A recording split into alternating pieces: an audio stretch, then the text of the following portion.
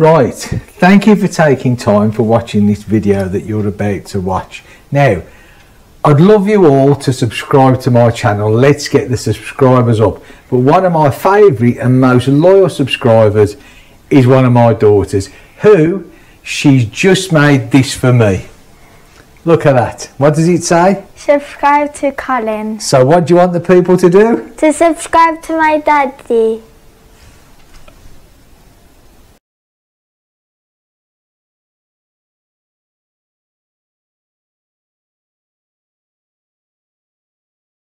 Good afternoon, internet, and welcome back to the channel.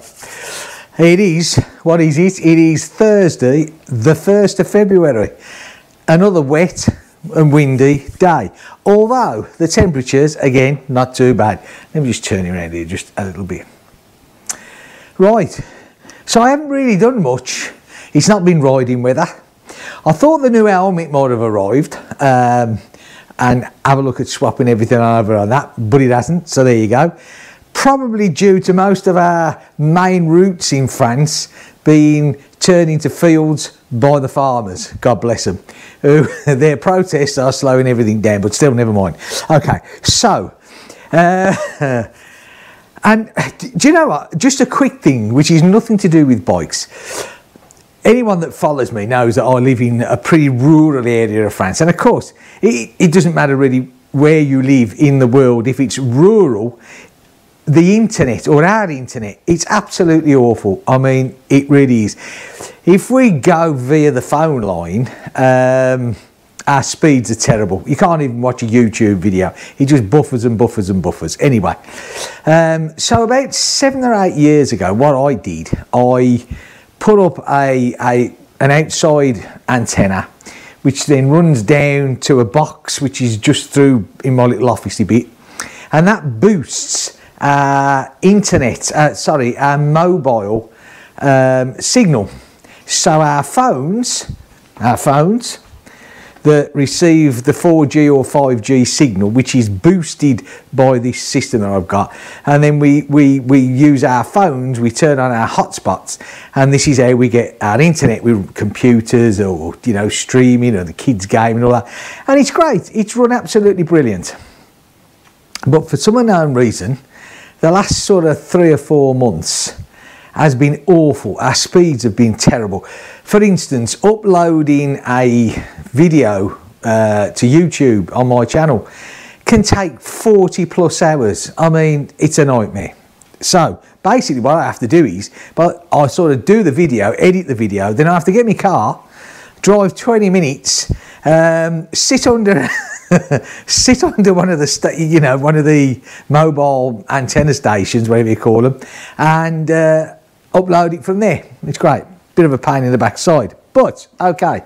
And of course, we have this region, the Breton, where I live. They're installing optic fibre optic, whichever you come from in the world. The trouble is, it's, they've put in loads of new posts and lines and blah, blah, blah, blah. But now you're hearing all these things that, it gets this far and then it stops. And people have had these new lines and posts, never connected to their houses. A year and a half later, it's still the same. So there's that to consider. And also, after the storms, because where I live, which is Finisterre, we get a lot of storms. I mean, the wind here is awful. We stick out in the Atlantic, we cop the lot. Anyway, so the fibre optic that they put in, we had a couple of bad storms, everybody knows, if you watch me, and most of them got damaged or blown down, or I don't know, it was a disaster. So that doesn't exactly fill you full of confidence, does it, to swap over to that. But there's a thing now. Elon Musk, Mr. Elon Musk, he does a thing called Starlight, and it's a satellite-based internet system. And I was quite shocked, really, the number of people, especially in France, especially around rural France, which, let's face it, France tends to be rural anyway. He's selling a lot of these systems, and it's not too bad. You're talking 40 euro a month, and the upload and download speeds are pretty good. So there you go. That's something that I'm looking into. If it works and it works well, might even do a little review on it, eh? Why not? Anyway, okay, let's get back to the job in hand. So, the job in hand being the Transalp that's been stuck on this here workbench, lift, whatever you want to call it, for some time now, because the winter blues have set in. And it's crazy because, you know, you get to the stage, or I do, that, you know, you just, or I just feel like, oh, I can't be bothered, which is ridiculous, right? So we all need a goal in life. So I thought to myself this morning, it's time to shake yourself together, get sorted out, get out there and sort this Transalp out. I mean, I've got all the bits and pieces. Right, so let me give you a rundown. Right, so it's not, as you know, I bought the clutch parts, even though I had the advice of someone who said, no, don't order anything until you've stripped it down, but that's another story. Never mind, there you go. So I got all the parts to actually do the clutch and the cush rubbers as well. And then I thought to myself, do you know what? So let's give the Transalp a right good scene to, eh? That's the way to do it. So, okay. So, and I think I touched on this before, they are becoming a sort of an interesting bike. You know, they're coming back into the adventure, and people are looking to this model, you know. Well, not just this model, but, you know, the earlier, the 600 Transalps. Although I don't know why, because, let's face it, I think the whole Honda range, you know, is an excellent bike. But anyway, it just so happens that I have one of the models that everybody's interested in. So, I thought to myself, okay, what we're going to do is, I'm going to treat this basically like when I got the Himalayan, or I got the, you know, the Meteor. And because there's not, like I said, there's not a huge amount on YouTube about these bikes. And so I thought, okay, let's do this as I'm doing the work. Let's do this as step by step instead of a huge long video.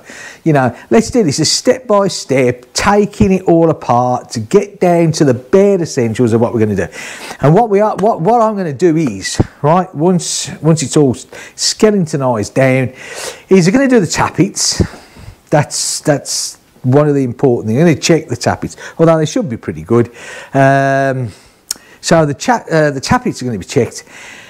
Then I'm going to balance the carbs, because this is a carb model, obviously, because of the age. But of course, because it's a V-twin and you have a set of carbs, carb for each cylinder, you want those carburetors to be balanced, or as best as you can. This is a 34-year-old bike, and, you know, but you can still get them balanced pretty well. Now, I've got a set of vacuum gauges, so we're going to set the tappets on it first, and then balance up the carburetors to make sure they're all nicely balanced.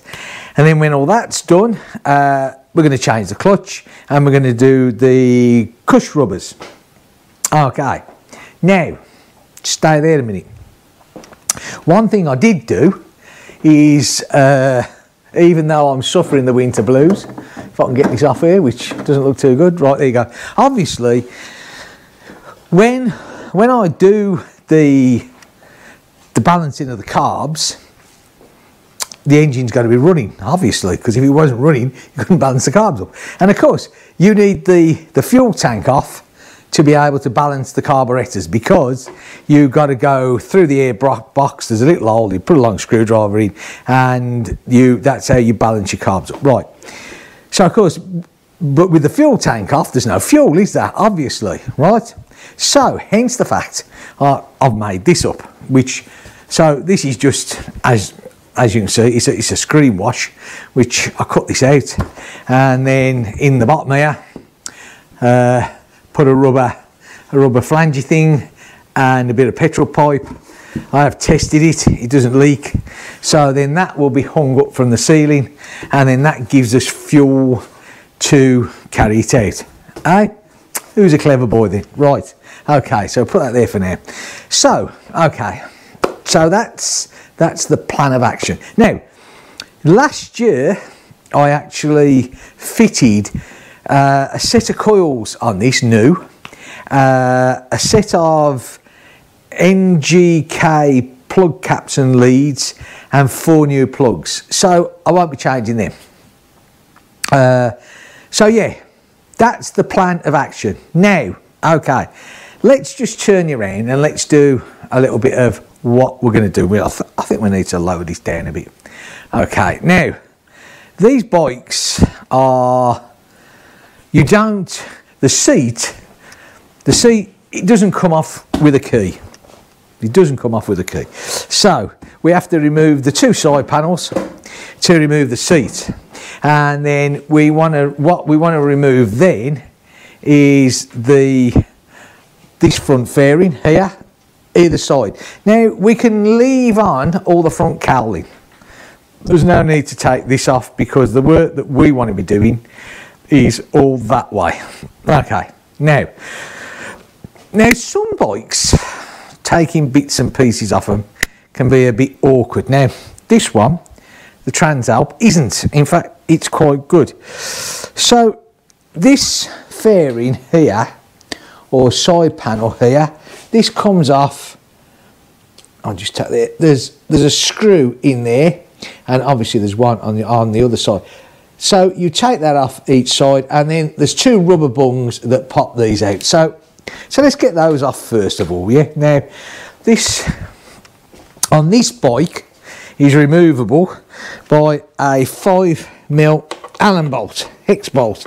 Now, it wasn't. It was me that put these on because the original ones, if I remember rightly, I think there was like a star there, but they'd sort of worn out and rusted and wasn't in a very good condition at all.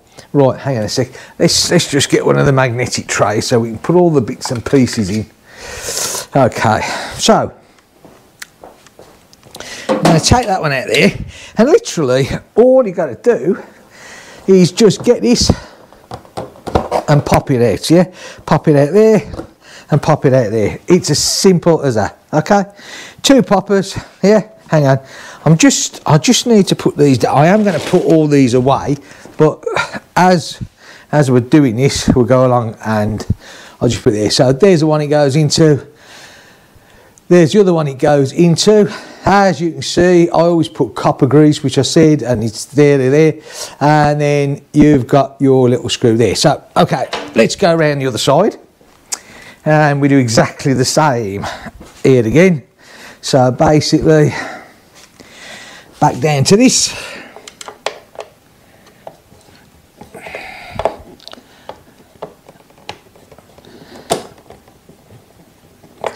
One thing I like about these bikes, although they're faired, they are pretty easy to take apart. You know, they're pretty basic. And of course, it was basically designed for when they was out on the road, you know, if they was touring or, you know, rally touring, as the bike's called, you know, rally touring.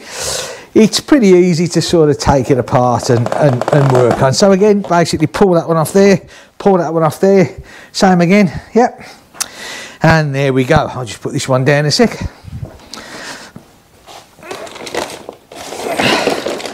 Right, okay, so that then exposes, as you can see, our battery, the brake reservoir, and all the bits and pieces, the gubbins, the electrics, and everything else. Right, okay, so we're slowly getting it. Right, so the next thing that we're going to take off is the seat.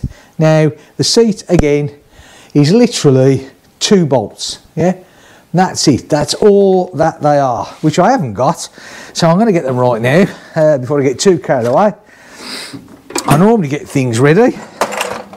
Now, if I remember rightly, I think they're 10mm. Just check, yep, they are 10mm. Okay, so we get that in there, get a short extension lead bar, okay, and let's get these off here. Okay,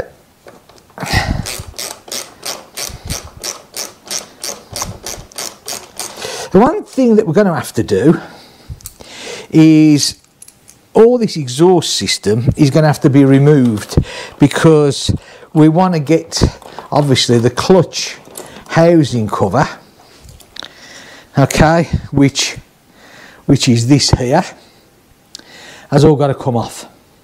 But as you can see, the exhaust go all the way around. So we're going to take the exhaust off all the way up, the complete system off. And what I'm going to do is I'm going to repaint with a special paint that exhaust system. When I saved this bike, when I got it, the exhaust was absolutely awful. It was rusty the lot. Now this was, as I said, several years ago, 2009 I did this bike up. So, and I've done the exhaust once and it's lasted really well. So, you know, but it won't hurt it to have a flick over. Right, okay. So and there you go. There's the seat off, yeah? So we're just going to put them down here in a minute. Again, I will tidy everything up. So now what that exposes this time, we have we have the CDIs, yeah, which is 2 of, obviously, because we've got 2 cylinders. This bit of gubbins here, this is an extra fuse box that I put in for bits and pieces. In fact, some of them I'm going to take off. I had a rear camera, which is this lead here, which comes round to that little box of tricks there. That's a rear camera, and there was a front camera on it, which is this one here, and that used to, well, in actual fact, the front camera is actually that one there. Okay, but I'm taking them out. I'm removing them as we go along because I'm not going to use them. These were in the days when I didn't really do my what's it called? Moto vlogging, is it? Huh? Whatever it is, which of course I now do via the GoPro on the helmet. Right, so I'm going to strip them back because I don't need them anymore.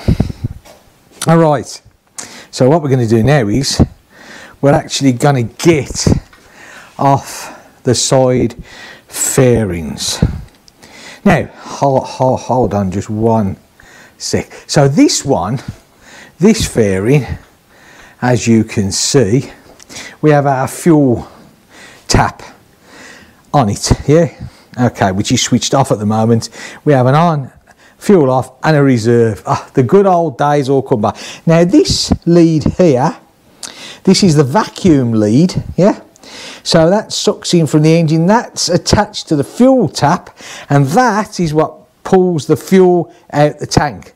It's not an electric pump, so it can't go wrong. It's all done off vacuum. That's why the good old bikes keep on going. But, so what we need to do, we need to take off this bit of pipe here, which, there you go, we just pull him off. Now we are going to use that because that there, that's where we attach one of the hoses to the gauges, the vacuum gauges, to balance up the 2 carburetors. There we go. Right, okay, bit of an insight there on what's going to happen. Right, so what we basically need to do now, we need to remove all the screws on this, which there again, there isn't that many, yeah, you know, it's pretty simple to get these off. Now, most of these have this little black, sorry, I don't know if that was in, they have this little black rubber washer on. Again, you know, everything on this bike is well old, so but still works perfectly, eh? Absolutely.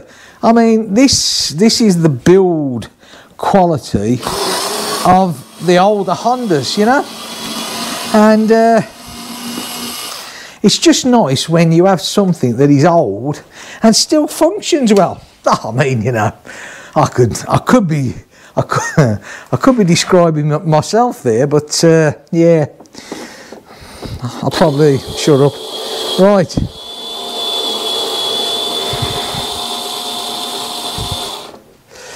Okay, so that's that one. Now, I have to stop and think now because it's been a while since I've taken this off. Now, I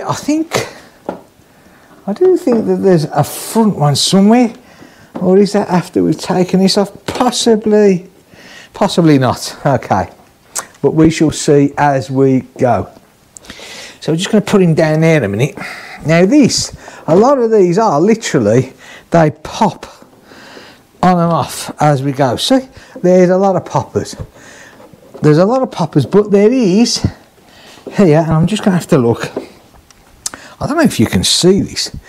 In here, and this is the mistake that I've seen people make with these Transalps, excuse me, when they're taking them down. They pop all those off there, and let me see if I can, and then they try to pull this off. But in actual fact, what you've got there, look, I don't know whether you can see that, but there, that's affixed on this bar here. You have to lift this up. That will not pull off. If you try and pull that off, you're going to crack all that fairing. So you have to be a bit careful there, yeah? And it's a sort of lift out, and at the same time, you've got to get the clips out of all this here, like that, which, it's all a little bit fiddly, yeah? So there's that there now, yeah? Yeah, you should be able to see that down there, yeah? And it will sit quite nicely and swing on that, okay? Right, so what we need to do now is, we need to lift this up off this here, and that takes that out of there. Now, I'm just hoping that you can see this here as well, because we have had it, so you just basically bend that back there, undo that, and pull that bulb out, and you can just hook him around there somewhere, and he will be fine. And there's your side fairing off, okay? So I'm just going to put this over here in a minute, so as it doesn't fall over and get damaged. Like I say, I'm going to stack all these away when I finish the video, because otherwise my beloved children will all be coming in and trampling over them all. Right, okay, so as you can see, we are starting to expose the bits and pieces. We have our radiators, yeah, well, one this side, the other one's the other side, the protective grille, okay. We have our fuel tap, obviously attached to the tank. We've already took our pipe off, and that bit there, that's what that fairing sits down on, okay. Right, so we'll go around the other side. Let me just grab the screwdriver. I mean, if you've never done a bike before, you know, you're always maybe a bit nervous, thinking, what do I do, or where does it, or where do I pull, or, you know, but these are pretty easy to work on, yeah. And like I say, you don't have to take all the front fairing off, the cowling around the light, because, you know, there's absolutely no need to take it off at all. Just move that out of the way a minute.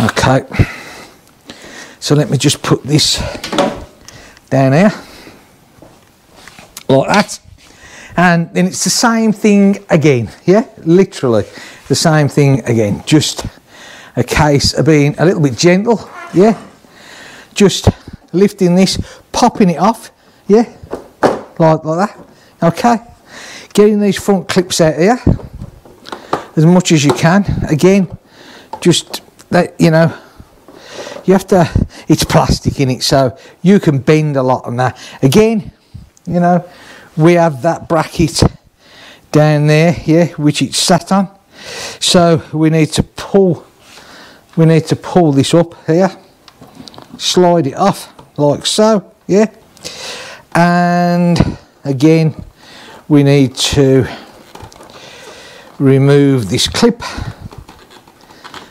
okay, and wire, take out the indicator like that, and we'll just hang him up there in a minute. Now, when I got this bike, hang on, let's get this so you can see. When I got this bike, I did actually have to repair this. Someone had, previous to me, tried to pulled this out and cracked all this here. So, you know, I had to repair that. Okay, might not be the prettiest repair, but from this side, it's fine. It literally had just cracked all this back bit here, but it's been like this since 2009. I've had it on and off a few times, and I've never had a problem with it. Okay, so let me just put this down again here, a bit gently so it doesn't mark each other. There we go. Right, so as you can see, there's other radiator, right? And you can imagine that these radiators can be a right pain in the backside when it comes to working on this front cylinder. The rear cylinder is no problem at all. Like I say, you have two plugs. It's a twin spark, so you've got a plug there and you've got a plug at the front. You've got a plug at the front and a plug at the side. This one, the rear cylinder, no problem to work on. This one, believe you me, I don't normally swear, but there may be a few choice words spoken when we're doing the tappets, because luckily enough, you don't have to do the tappets very often on this bike, which is really good. But when you do, that front cylinder is an absolute knuckle banger. It really is.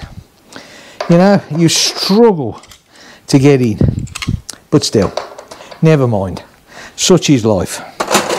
Right, so the tank. This is what we want to get off the tank. Now, I don't think there's much fuel in. Of course, there's no gauge on this tank, because in this day and age, we didn't have fuel gauge. Well, no, some bikes obviously were fitted, but this wasn't fitted with a fuel gauge.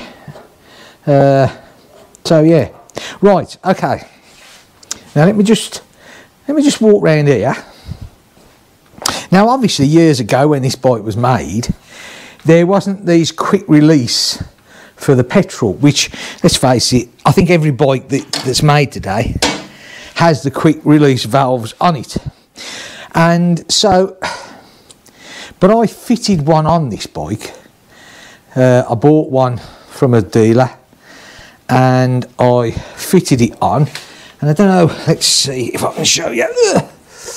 Okay, it will be under here somewhere. Let's just get the camera in the right place.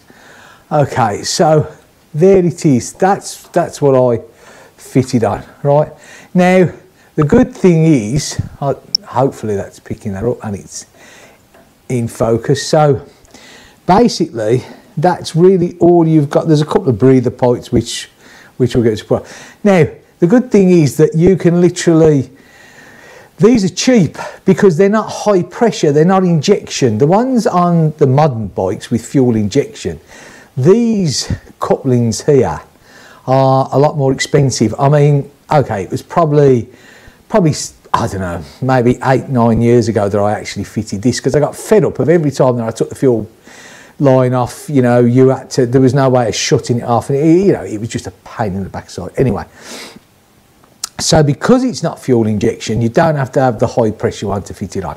Okay, so carry on regardless, he says. Oh, right, so fuel. Now I got to think here, because I'm just trying to think exactly how many things apart from that hold this on, and I don't think there is actually. I think there literally is just that fuel pipe there. I know that there's a breather somewhere, but yeah. Anyway, okay. So this is where I probably dropped the tank. So hold on. What I'm going to do is we're going to undo that connector now. Obviously, we do lose a little bit of petrol, so we'll pull him apart and we'll catch the bits of petrol. And you know, I mean, these make life so much easier to do. Mind you, the fuel is switched off, so we shouldn't do that. I mean, simple thing, okay?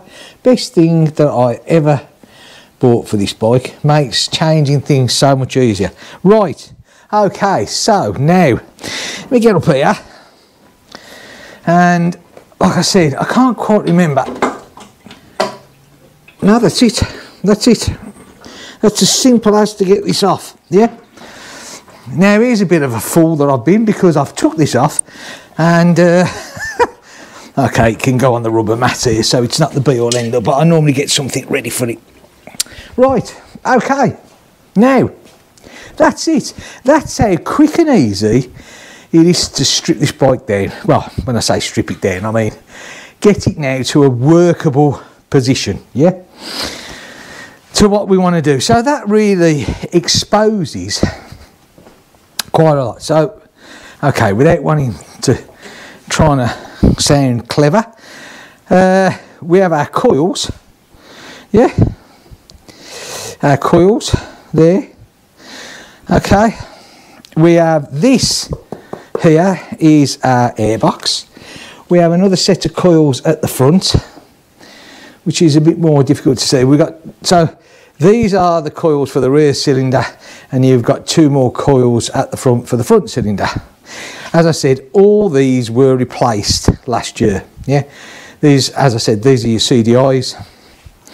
This is your airbox. This hole here, you have to put a screwdriver down there, and that is how you balance up the carburetors. Now, the carburetors.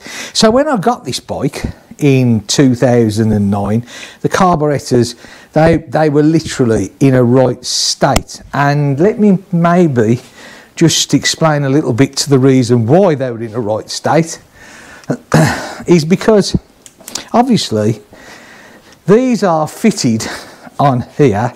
Let me just get down a little bit. There you go. Okay, let's get that. So these are fitted in here, and I know this is a bit awkward to see. Hold on a sec. Right, these are on these rubbers here. See, one there, and there's one on the other side. Yeah. So basically, one's going that way and one's going that way. Yeah. And so, you know, for each carb, one to the rear cylinder, one to the front cylinder. Now these rubbers over time go very hard, and so what happens is it sucks air directly in here instead of coming through the airbox, and the running is absolutely awful. It just doesn't work. It's terrible. Yeah. So I replaced those. I took the carburetors apart. I got a carburetor service kit. They were all cleaned, and everything was hunky-dorily put back together, and it runs beautifully. It still runs beautifully. So basically, today we've got it down now to where we're going to start doing the work. Now let me just show you. Look, that there is the front plug. Yeah. Okay, so you can imagine that's awkward to get out, to say the least. Now if we, like I said, the back one, piece of cake to work on. Let's come round here. Now if you look at that in here, if we just move that there, there's a plate, a cover plate here, and that is where your tappets are. Yeah, in there. And the front one, which is even worse to get to, you can probably just see the nut which is down there. They are a nightmare to get to. They really are. So what I might do is move the radiators, you know, take the radiators off, and just to make it easier, I'll possibly clean the radiators out at the same time. I don't know whether I'm going to do that or not. Like I said, the back one is nice to work on. There's the rear spark plug, yeah, and you know you can get to the tappets and all that quite easy on this. Well, when I say quite easy, you can get to it easier. There's a plate there.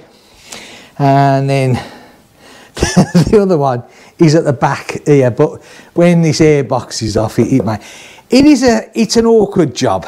Yeah, it's an awkward job. Right, let's just pull all this up Okay, because what I'm going to do today is, that's it for today's video.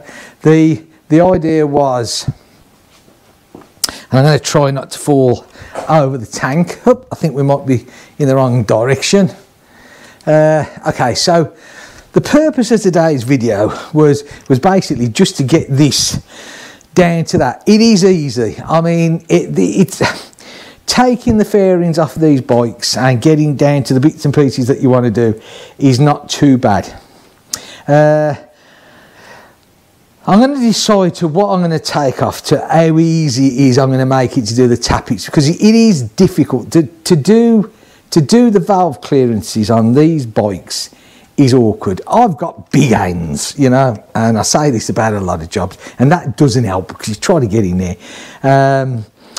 The good thing is with these bikes, you know, I mean, I think the last time I checked these tappets, although this bike does not do a huge amount of mileage, it never has done, but you know, on a regular thing, I think I can't remember the actual mileage that Honda state, but I mean it's long intervals, you know, for the tappets. And this bike has been running, like I said, the guy that owned it in England, the first owner, everything was done right, it was looked after, bearing in mind it was serviced, always serviced at the main Honda dealer that he bought it off. And you know, in those days was when dealers, mechanics who worked at main dealer, they took pride in the jobs because they had the time to do so. You know, sadly in this day and age they haven't. Everything's done by the clock, isn't it? You know, you have X amount of time to do this and X amount of time to do that, and that is how the work is carried out. Whereas when this bike was bought, you know, back in 1993, people still took a lot of pride in their work, you know, and Honda had got a fantastic reputation. Okay, so there's a little video which I thought was important to do one anyway, just to make sure that everybody knew that I was still here. And but you know what, we're trying to sort the internet out and everything else, you know, you sort of thing get all sucked in, but got to get this done. So slowly but surely, it's not going to be a mad job. I'm going to look at it, like I said, and see what I'm going to decide to do, to what we take off, to what we get access to the tappets. Right, so that's basically it.